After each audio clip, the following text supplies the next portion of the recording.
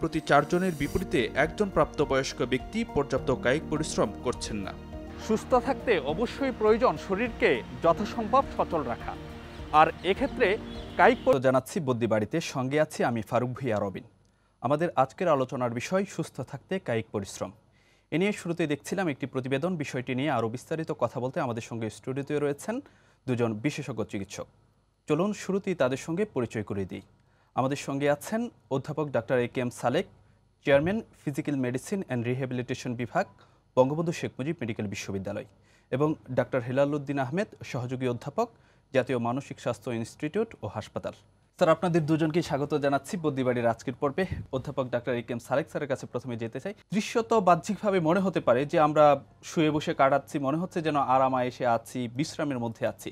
কিন্তু এই যে আরাম আয়েশ কিংবা বিশ্রাম, এর আড়ালে আমাদের শরীরের মধ্যে এমন কি উপাদান ঢুকে পড়ছে যেটিতে আসলে যে পরবর্তীতে মনে হচ্ছে যে আমাদের জন্য একটি শরীরের নানা ধরনের উদ্বেগের কারণ হয়ে দাঁড়িয়েছে। প্রকৃতি যেমন নিজের মতো করে চলে, সেরকম দেহের মধ্যে একটা ইন্টারনাল এবং এক্সটার্নাল এনভায়রনমেন্ট আছে আমাদের, যেটাকে আমরা আমাদের খুব প্রচলিত প্রবাদে দেহ ঘড়ি বলা হয়। তো এর নিজস্ব একটি বায়োলজিক্যাল রিদম আছে যেটা নিয়ে এসে চলে। এর নিজস্ব ঘুমের সময়, কাজের সময়, রিল্যাক্সেশনের সময় সব কিছুই আছে। আমরা জানি যে আমরা যদি ভাগ করি জন্মের পর থেকে 3টা স্তরে, একটা হলো বেড়ে ওঠার সময়, একটা হলো এই বেড়ে ওঠার সময়ের পর থেকে 40-45 বছর পর্যন্ত স্ট্যাটিক থাকার সময়, তারপরে সময়টা মূলত আমরা ভাগ করি ক্ষয়ের সময়। অর্থাৎ মেয়ে এবং ছেলের ভেদে 16.5 থেকে 17 বছর এবং 17 থেকে 18 বছর মেয়েরা, এবং ছেলেরা 18 বছর পর্যন্ত দেহের স্বাভাবিক, আপনারা দেখে থাকবেন, সবাই জানেন যে লম্বায় বৃদ্ধি হয়। এরপরে লম্বা আর হওয়া সম্ভব হয় না। এরপরে শরীরের অন্যান্য গঠন হয়, হাড়গুলো গঠন হয়, মাংসপেশিগুলি হয়। এরপরে 20 থেকে 40 যদি আমরা ভাগ করি, সেটা একটি স্বাভাবিকভাবে ক্ষয় এবং গ্রোথ সমান সমান থাকে। তারপরে ক্ষয়ের মাত্রাটা বেশি হয় এবং গ্রোথটা কম হয়। এটাই হলো আমাদের দেহের একটি স্বাভাবিক আবর্তন। তো এটা যদি আমরা ধরি, তাহলে আমাদের কিন্তু সব কিছুর একটা সাইকেল আছে। আমরা জানি যে আমাদের ধর্মতে বলেন, কালচারে বলেন, বা যে কোনোভাবেই সব কিছু একটা সময় আছে। Time for everything, time for work, time for leisure, time for sports, time for rest. So আমরা কিন্তু একটা সময় শরীরের নাম মহাশয়, যা হবেন তাই সয়, এ বলে কিন্তু আমরা চালিয়ে যাচ্ছি। তো এখানে আমরা হয়তো দেখা যাচ্ছে যেই উপাদানটা শরীরে বেশি থাকার কথা সেটা হচ্ছে না, আবার যেটা থাকার কথা না সেটা জমে যাচ্ছে। অর্থাৎ আপনি যদি মনে করেন আমাদের কাঠামোটা, এই কাঠামোটা 20 বছরের পরে কিন্তু আর আপনার গ্রোথ হওয়ার সম্ভাবনা নাই, সেটা শুধু মেনটেন হবে। তো এটা যদি না করে আমরা যদি তখন যদি আমাদের ফিজিক্যাল অ্যাক্টিভিটি যদি না করি, তাহলে কি হবে? আমাদের হাড়ের গঠনগুলো নষ্ট হতে থাকবে, বোনের উপর স্ট্রেস থাকবে না, যদি আরাম আয়েশের কারণে এগুলির থেকে বোনগুলি সরে যাবে। এবং যেহেতু আমরা খাবারটাকে খরচ করতে পারছি না, সেই খাবারগুলি চর্বির মাত্রায়, সাদা চর্বি, হোয়াইট চর্বি বলেন, ট্রাইগ্লিসারাইড অথবা ফ্যাট বলেন। অনেকে হয়তো বলে থাকবেন যে আমি তো ফ্যাট খাই না, শুধু ডাল ভাত কিছু খাই। আমাদের বাঙালিদের ফ্যাটের মূল সোর্সই কিন্তু ভাত। আমাদের সাদা চর্বি বা ট্রাইগ্লিসারাইড এটা সাংঘাতিক রকমের, এটাই হার্ট ডিজিজের মূল কারণ হয়ে দাঁড়ায় একটা সময়। তো এই যে 40 বছর মধ্যে বললেন তারপরে কেন বাঁধবে না? এছাড়া বর্তমানে এনভায়রনমেন্টাল কজ, জেনেটিক কজ, বিভিন্ন কারণে অনেক রোগ বাড়ছে। তার মধ্যে একটি হলো ডায়াবেটিস। ডায়াবেটিসের মাত্রা দিন দিন বিভিন্ন কারণে বেড়ে যাচ্ছে। এমনকি অনেক লোক আছে জানেন, জেনেটিক্যালি তারা ডায়াবেটিসে প্রিডিসপোজ, কিন্তু এত পরিশ্রমী যে কারণে তাদের কোনোদিন ডায়াবেটিসটা তো ধরাই পড়লো না। হ্যাঁ, যেমন ধরেন লেবার শ্রেণীর ভিতরে কারো কারো ডায়াবেটিস পারিবারিকভাবে থাকতে পারে, কিন্তু তাদের যে লাইফ টাইমে তাদেরকে এত পরিশ্রম করতে হয়, তাদের যেই অতিরিক্ত ক্যালোরিটা ছিল সেটা তারা বার্ন করে ফেলতেছে। তাদের সুতরাং ডায়াবেটিসের খারাপ দিকটা তাদের ভিতরে আসলো না, তাদের চর্বিটা জমলো না, হার্ট ডিজিজ হতে পারলো না। এই জন্য দেখবেন আপনি পরিশ্রমী মানুষের ভিতর, যারা কায়িক পরিশ্রম করে দিনানিপাত করে, রুটি রুজি আর্ন করে, তাদের ভিতর কিন্তু এই ধরনের আমাদের অ্যাফ্লুয়েন্ট সোসাইটির যে রোগ, সেই রোগগুলোর পরিমাণ কম। ঠিক একইভাবে মানসিক স্বাস্থ্যের জায়গাতে এই ফিজিক্যাল অ্যাক্টিভিটির গুরুত্ব আসলে ঠিক কতটুকু বা কতটা অপরিহার্য আমাদেরকে মানসিকভাবে সুস্থ থাকার ক্ষেত্রে? ধন্যবাদ আপনাকে। আসলে আমরা যখন স্বাস্থ্যের সার্বজনীন সংজ্ঞায় যাই, তখন আমরা দেখতে পারি স্বাস্থ্য কিন্তু শুধুমাত্র রোগের অনুপস্থিতিকেই বোঝায় না। স্বাস্থ্য হচ্ছে আমাদের শারীরিক, মানসিক এবং সামাজিকভাবে ভালো থাকার নাম। সুতরাং শরীর, মন এবং সামাজিকভাবে ভালো থাকা, এটাকে কিন্তু আমরা আলাদা করতে পারি না। আমার শরীর ভালো থাকলে মন ভালো থাকবে, মন ভালো থাকলে আমি সামাজিকভাবে ভালো থাকবো। এবং স্যার যেটি বললেন যে শারীরিকভাবে সুস্থ থাকতে হলে আমাদেরকে পরিশ্রমের মধ্যে থাকতে হবে, কায়িক শ্রমের মধ্যে থাকতে হবে। তার মানে আমার শরীরটি ভালো থাকবে, আবার শরীর ভালো থাকলে কিন্তু আমাদের মনও ভালো থাকবে।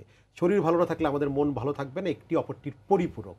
আবার সরাসরি কায়িক পরিশ্রমের সাথে কিন্তু আমাদের মানসিক স্বাস্থ্যের একটা গুরুত্বপূর্ণ সম্পর্ক রয়েছে। আমরা বলি আমরা যখন পরিশ্রম করি, আমরা যখন ব্যায়াম করি, আমরা যখন হাঁটি, অথবা আমরা যখন আমাদের শরীরের মাংসপেশি এবং দেহের হাড়গোড়ের যে আমাদের জয়েন্টগুলো আছে, অস্থি সন্ধিগুলো আছে, সেগুলোকে নাড়াচাড়া করি, তখন কিন্তু আমাদের মস্তিষ্কে বেশ কিছু ধরনের নিউরোট্রান্সমিটার বা কিছু রাসায়নিক পদার্থের নিঃসরণ হয়। এই রাসায়নিক পদার্থগুলো কিন্তু আমাদেরকে বেশ কয়েকটি মানসিক স্বাস্থ্য সমস্যা থেকে রক্ষা করতে পারে। যেমনি এই ধরনের রাসায়নিক পদার্থ যদি আমাদের কায়িক পরিশ্রম করা হয়, ব্যায়াম করা হয়, তখন হাঁটা চলা ঠিক করা হয়, তখন আমাদের স্ট্রেস কমে যায়। আমরা বলে থাকি আমাদের মানসিক চাপ কমে যেতে পারে, আমাদের বিষণ্ণতা কমে যায়, অর্থাৎ ডিপ্রেশন কমে যেতে পারে। এমনকি বলা হয় যে কায়িক পরিশ্রম যারা করে থাকে নির্দিষ্ট সময় পর্যন্ত, তাদের ডিমেনশিয়া বা স্মৃতিভ্রংশ হওয়ার যে রোগটি আছে, ভুলে যাওয়ার রোগ, সেটি হওয়ার প্রবণতাও অনেক কম। সুতরাং এই কায়িক পরিশ্রম বা প্রতিদিনকার নিত্যদিনের ব্যায়াম করা, হাঁটাচলা করা, এগুলো একদিকে আমাদেরকে মানসিক চাপ মুক্ত রাখছে, বিষণ্ণতা থেকে রক্ষা করছে, উদ্বিগ্নতা থেকে রক্ষা করছে, এবং সর্বোপরি আমাদের শেষ জীবনে ডিমেনশিয়া বা ভুলে যাওয়া থেকেও কিন্তু আমাদেরকে রক্ষা করতে পারে। মানুষ কিভাবে বুঝবেন তিনি যে পর্যাপ্ত শারীরিক কায়িক শ্রমের মধ্যে আছেন, তিনি সেটি কিভাবে নিশ্চিত হবেন? এটা সবাইকে যে 9 ঘন্টা শ্রম করতে হবে তা তো নয়। তাদের জন্য আলাদা কোনো শ্রমের দরকার নাই। যিনি একজন রিক্সা পুলার, যিনি একজন সারাদিন মাঠে কাজ করে, তার দিনানুপাত করছেন, তার জন্য রিক্রিয়েশনটা হবে বসে থেকে অন্য কিছু গান শোনা বা অন্য ধরনের রিক্রিয়েশন। তাকে তো আমি আনছি না।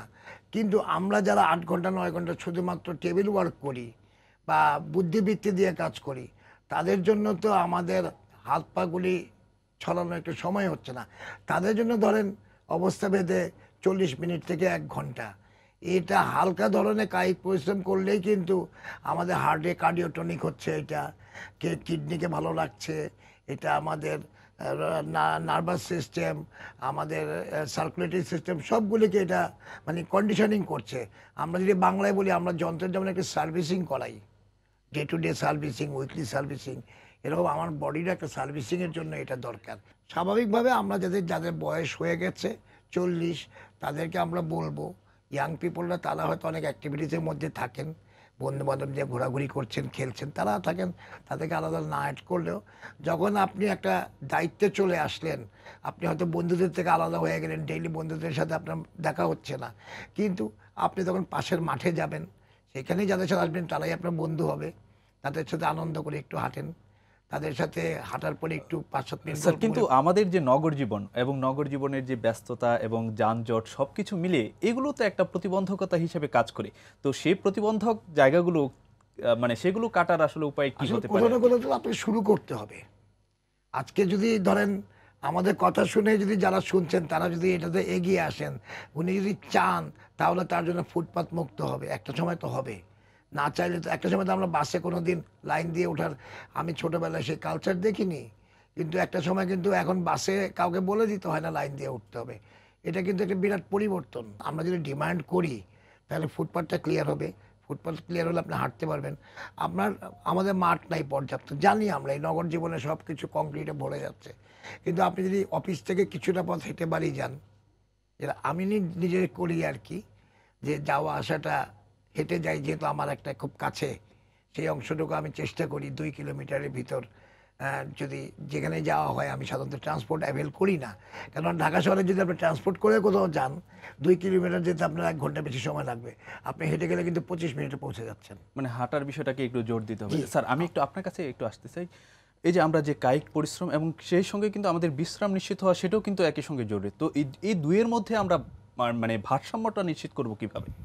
ধন্যবাদ। আমরা এই পরিমাণ কায়িক পরিশ্রম করব না যেটা আমার দেহ বা মনের উপর অধিক প্রভাব বিস্তার করতে পারে, আমাদের নেতিবাচক কোনো প্রভাব বিস্তার করতে পারে। স্যার যেমনটি বললেন, যারা সেডেন্টারি ওয়ার্কার, অর্থাৎ টেবিল চেয়ারে বসে কাজ করেন, বুদ্ধিবৃত্তিক কাজ করেন, তাদের জন্য একটা বেশি পরিমাণ কায়িক পরিশ্রমের একটা বিধান রয়েছে। কিন্তু যার পেশাটাই কায়িক পরিশ্রমের, যিনি কায়িক পরিশ্রমের মধ্য দিয়েই তার দিন যাপন করেন, তার কিন্তু আবার বিশ্রামের জন্য নির্দেশনা রয়েছে। সুতরাং এটি পেশার সাথে তার সামাজিক অবস্থানের সাথে সমন্বয় করে কিন্তু এই বিশ্রামের জায়গাটা রাখতে হবে, কারণ বিশ্রাম আমাদের জন্য খুব গুরুত্বপূর্ণ। আর বিশ্রামের একটা খুব বড় বিষয় হচ্ছে আমাদের ঘুম, যেটি স্যার একটু আগে বলছিলেন। আমরা কিন্তু বলি প্রত্যেক মানুষের শরীর ও মনকে সুস্থ রাখতে তার পর্যাপ্ত পরিমাণে ঘুমের প্রয়োজন রয়েছে। এই পর্যাপ্ত পরিমাণটা কত, এটাও কিন্তু বয়স ভেদে হবে। যখন শিশুদের, একদম সদ্যজাত শিশু থেকে শুরু করে কিশোরদের ঘুমের পরিমাণ কিন্তু অনেকটা বেশি। তারপরে যারা তরুণ এবং যারা কর্মমুখর, তাদের কিন্তু দিনে 8 ঘন্টা ঘুমালেও আমরা বলি যথেষ্ট হয়েছে। আবার যখন একদম ওল্ড এজ, বৃদ্ধ বয়সে কিন্তু ঘুমের পরিমাণটা অনেকটা কমে যায়। গড়ে 8 ঘন্টা ঘুমানো যথেষ্ট হলেও আমরা বলি কিছু মানুষ রয়েছেন যারা লং স্লিপার, তাদের কিন্তু 10 ঘন্টার বেশি ঘুমানোর প্রয়োজন পড়ে। কিছু মানুষ আছেন শর্ট স্লিপার, তারা 4 ঘন্টা ঘুমেও কিন্তু স্বাভাবিক জীবনযাপন করতে পারেন। ঘুমের সময়ের চাইতে মানসিক স্বাস্থ্যের দিক থেকে গুরুত্বটা হচ্ছে ঘুমের কোয়ালিটিটা, গুণগত মানটা যেন ভালো হয়। তিনি অল্প ঘুমান কিংবা বেশি ঘুমান, ঘুমের গুণগত মানটা যেন ঠিক থাকে, তাহলেই তিনি মানসিকভাবে সুস্থ থাকবেন। বিশ্ব স্বাস্থ্য সংস্থার একটি প্রতিবেদনে যেটি বলা হয়েছে, উন্নত দেশগুলোতে তুলনামূলকভাবে যে শারীরিক সক্রিয়তা কম থাকে অনুন্নত দেশের তুলনায়। তো আমরা তো অর্থনৈতিক সূচকে উন্নতির দিকে হাঁটছি, এবং তাহলে এই যে আমরা যে অর্থনৈতিকভাবে উন্নতির দিকে যাচ্ছি, সেটা কি আমাদেরকে একটি চ্যালেঞ্জের মুখে ফেলে দেয় কিনা? আমাদের খুব কাছেই, ঢাকা শহরের খুব কাছেই গাজীপুর চৌরাস্তা, যেই জায়গাটা আমরা চিনি, এটা উন্নতির এখন সর্বশিখরে চলে যাচ্ছে, তাই তো? তো একটা সময় ছিল গাজীপুর চৌরাস্তার থেকে হেঁটে গেলে মানে 2.5 কিলোমিটার দূরে একটি গ্রামের কথা আমি বলি। সেই গ্রামে কোনো বাজার ছিল না, তাদেরকে ন্যূনতম কিছু কিনতে হলে 2.5 কিলোমিটার পথ হেঁটে গাজীপুর চৌরাস্তার বাজার থেকে বাজার করতে হতো। এরপর আপনার যান্ত্রিকতার পর্যায়ক্রমে আমাদের কাছে ব্যাটারি রিক্সা গ্রামে আসলো। এখন গ্রামে রাস্তাঘাট তৈরি হলো, তো এখন প্রত্যেক বাড়ির দোরগোড়ায় ব্যাটারি রিক্সা যায় সেই গ্রামটাতে। তো যার ফলে সেই গ্রামের প্রত্যেক মানুষের এভারেজ ওয়েট এখন 10 থেকে 15 কেজি করে বেড়ে গেছে, এবং তাদের ভিতরে বিভিন্ন রকমের শ্বাসতন্ত্রের জটিলতা, তাদের ভিতরে হৃদরোগের পরিমাণ, ব্লাড প্রেশার, এই ধরনের জটিলতা দেখা দিচ্ছে। অথচ 20 বছর আগে এই গ্রামটাতে, এটা মানে পাবলিক হেলথের দৃষ্টিকোণ থেকে সার্ভে করা হয়েছে, 20 বছর আগে ওই গ্রামটাতে ওই ধরনের কোনো অসুস্থতা ছিল না। যখন ওই গ্রামে এক পোয়া কাঁচামরিচ কিনতে আপনাকে 3 কিলোমিটার হেঁটে যেতে হতো বাজারে, তখন কিন্তু এইটা ছিল না, এখন কিন্তু হয়েছে। এই নগর যান্ত্রিকতা আমাদের প্রয়োজন, আমাদের দরকার আছে। আমি তো নিশ্চয়ই ঢাকা থেকে চিটাগাং রিক্সা করে বা হেঁটে যাব না, কিন্তু সেখানে আমার ফাস্টেস্ট মুভমেন্ট দরকার। কিন্তু আমি আপনাকে একটা কথা আবার স্মরণ করে দিতে চাই, আমাদের এত বিলাসী আমরা হয়ে গেছি, পাড়ার মোড়ের দোকানটাতে গৃহিণী যাবেন, গিন্নি বাজার করতে যাবেন, তাও তার রিক্সা চাই। এবং এটা কিন্তু আমাদের দেশেই সম্ভব, একমাত্র this is the only country পৃথিবীতে যারা ডোর স্টেপ থেকে কোনো ট্রান্সপোর্ট অ্যাভেল করতে পারে। উন্নত কোনো দেশে কিন্তু কারো বাসার ডোর স্টেপ থেকে ট্রান্সপোর্ট অ্যাভেল করার কোনো নমুনা নাই। প্রাইভেট কার যাদের আছে তারা গাড়ি করে যায়, তারা আবার পার্কিংয়ে রেখে তার কাজের জায়গায় যাওয়ার জন্য তাদেরকে 1.5 থেকে 2 কিলোমিটার হাঁটতে হয়। ফিজিক্যাল অ্যাক্টিভিটির মতন এই যে একটি জনস্বাস্থ্যগত একটি বিষয় রয়েছে, এই বিষয়টা যেন উপেক্ষিত না হয়ে যায়, সেই জায়গা থেকে আমাদের নীতি নির্ধারণী পর্যায়ে কিছু করা রয়েছে কিনা? অবশ্যই এই যে শারীরিক পরিশ্রম বা কায়িক পরিশ্রমের জায়গাটি, এটি কিন্তু আমরা বলবো যে টোটাল হেলথ সার্ভিসের একটা পার্ট, আমাদের জনস্বাস্থ্যের একটা বিষয়। এবং জনস্বাস্থ্য আর চিকিৎসা সেবা দুটো কিন্তু আলাদা জিনিস। জনস্বাস্থ্যের বিষয় যখন আমরা বলবো, তখন কিন্তু এখানে স্বাস্থ্য ব্যবস্থাপনার সাথে সাথে অন্যান্য ব্যবস্থাপনাগুলো জরুরি। এই যে প্রশ্নটি একটু আগে আপনি করলেন, যে আমরা জানি যে জনস্বাস্থ্যের বিবেচনায় মানুষ এখন হাঁটে না বলে তার ওজন বেড়ে যায়, নানা অসংক্রামক রোগ তাদের বাড়ছে, ডায়াবেটিস বা হৃদরোগ হচ্ছে। কিন্তু মানুষ কেন হাঁটে না? উত্তর হচ্ছে তার কিন্তু হাঁটার মতো ফুটপাত নেই। একটা পরিসংখ্যান যদি বলতে চাই, যে আমাদের দেশে মৃত্যুর জন্য 59% মৃত্যুর পেছনে কিন্তু যে অসংক্রামক ব্যাধি, সেটা কি দায়ী করা হচ্ছে? অসংক্রামক রোগ দায়ী, এবং এই অসংক্রামক রোগগুলো যে বেড়ে যাচ্ছে তার একটা কারণ কিন্তু কায়িক পরিশ্রমের অভাব। কিন্তু কায়িক পরিশ্রম মানুষ কেন করছে না, তার জন্য কেবল কিন্তু নগরায়ন বা সভ্যতার উন্নতি বা উন্নততর দেশ হয়ে যাওয়াকে দায়ী করা যাবে না। আমরা বলবো আমি হাঁটতে চাই কিন্তু আমার হাঁটার মতো ফুটপাত নাই, তাহলে স্বাস্থ্য ব্যবস্থাপনায়, স্বাস্থ্য ব্যবস্থার সাথে কিন্তু এখানে আমার নগর ব্যবস্থাপনাও জড়িত। আমি একটি নিরাপদ খাদ্য পাই কিনা, নিরাপদ খাদ্য ব্যবস্থাপনার সাথে কিন্তু আমার খাদ্য বিষয়ক যে দপ্তরগুলো রয়েছে তারা জড়িত। সুতরাং জনস্বাস্থ্য বিবেচনায় আমি যদি আমাদের সার্বিক স্বাস্থ্যকে ভালো রাখতে চাই, আমি যদি আমার কায়িক পরিশ্রমকে বাড়াতে চাই এবং আমার শারীরিক ও মানসিক স্বাস্থ্যকে ভালো রাখতে চাই, তাহলে এটা শুধুমাত্র স্বাস্থ্য ব্যবস্থাপনাকে কেন্দ্র করে কোনো নীতি নির্ধারণ করলে চলবে না।